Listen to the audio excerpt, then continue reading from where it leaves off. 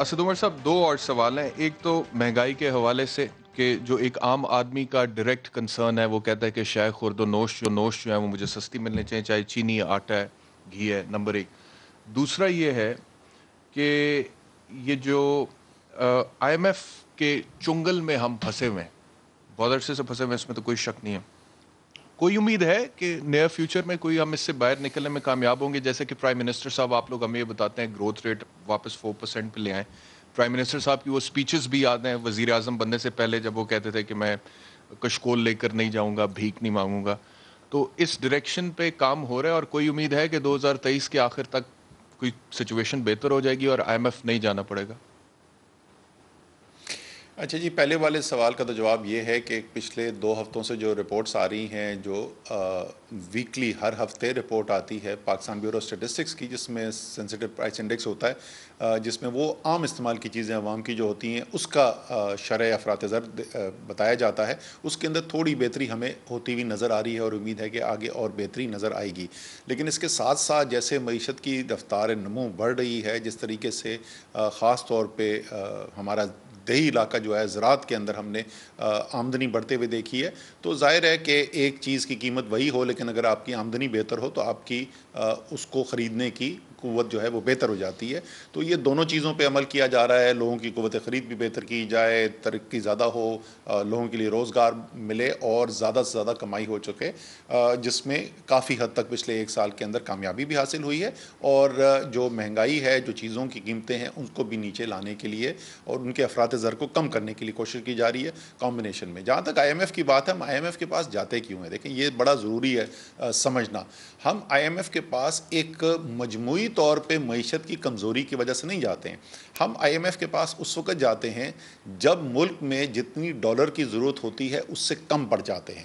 کیونکہ روپے تو ہے، وہ سینٹرل بینک آپ کا ویسے بھی فائنینس کر سکتا ہے، لیکن اگر آپ کے پاس ڈالر کم ہو جائیں تو پھر آپ کو کسی نہ کسی سے مدد لینے کی ضرورت پڑتی ہے.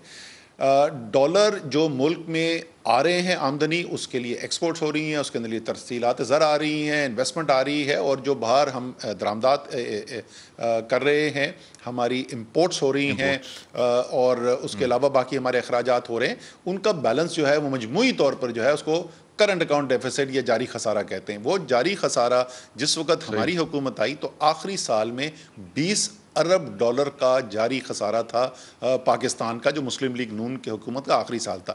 یعنی وہ 20 ارب ڈالر یا آپ نے کسی سے قرضہ لینا ہے، یا آپ کے زر مبادلہ کے ذخائر جو ہیں وہ ان کے اندر کمی ہونی ہے. اور اس سال میں دونوں کام ہو رہے تھے. تیزی سے زر مبادلہ کے ذخائر گر رہے تھے، اور اگر آپ کو یاد ہو، میں نے فلور آف دا ہاؤس پہ سپیچ کی تھی کہ ٹائٹینک جو ہے وہ آئس برگ کو ٹکر مار کے ڈوبنے والا ہے، اور مفتاح اسماعیل جو اس وقت کے فائنانس منسٹر تھے، انہوں نے ایکنالج کیا کہ ہاں واقعی خطرناک ہیں، اور ہم ٹائٹینک کا راستہ بدلنے کی کوشش کر رہے ہیں، لیکن آہستہ آہستہ بدلے گا، اس میں دیر لگے گی کیونکہ بڑا مشکل کام ہے، اتنے مشکل حالات پیدا ہو گئے.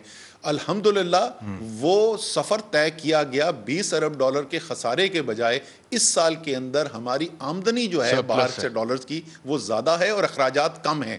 یعنی ہمیں باہر سے اب قرضے لینے کی ضرورت نہیں، اور اگر قرضے لیتے ہیں تو اس سے ہمارے زر مبادلہ کے ذخائر بڑھتے ہیں. 2023 میں میں کہ پھر کوئی امید جی رکھیں بالکل. کہ 2023 میں IMF نہیں جانا پڑے گا؟ اگر آپ ایسی ترقی کریں گے جس ترقی سے آپ کی جاری خسارہ خطرناک حد تک نہیں بڑھتا، تو آپ کے پاس یہ گنجائش موجود ہوگی کہ آئی ایم ایف جائے بغیر بھی جو عام لوگ جو ہیں، جو مارکیٹس ہیں، کمرشل مارکیٹس ہیں، آپ وہاں سے اپنی فائنینسنگ نیڈ پوری کر سکتے ہیں. لیکن اگر وہی صورتحال ہوئی جو کہ 2008 میں تھی، 2013 میں تھی، 2018 میں تھی. جی ہاں، آپ نے کہا نا یہ کرنٹ اکاؤنٹ ڈیفیسٹ 20 ارب ڈالر کے قریب تھا، ابھی ہم سرپلس میں چلے گئے، اور ایکسپورٹس ہماری، میں پہلے بھی سن چکا ہوں، پی ٹی آئی والے کہتے ہیں کہ 10 سال کی بلند ترین سطح پہ ہے. لیکن امپورٹ بل اب بڑھنا شروع ہو گیا ہے، اور میرے پاس جو خبریں ہیں اس میں کپاس کی قیمتیں بھی 11 سال کی بلند ترین سطح پر پہنچی ہوئی ہیں اس وقت فی الحال، اور 2 سے 3 ارب ڈالر کی کپاس ہمیں امپورٹ کرنی پڑ سکتی ہے. کیا یہ بات درست ہے؟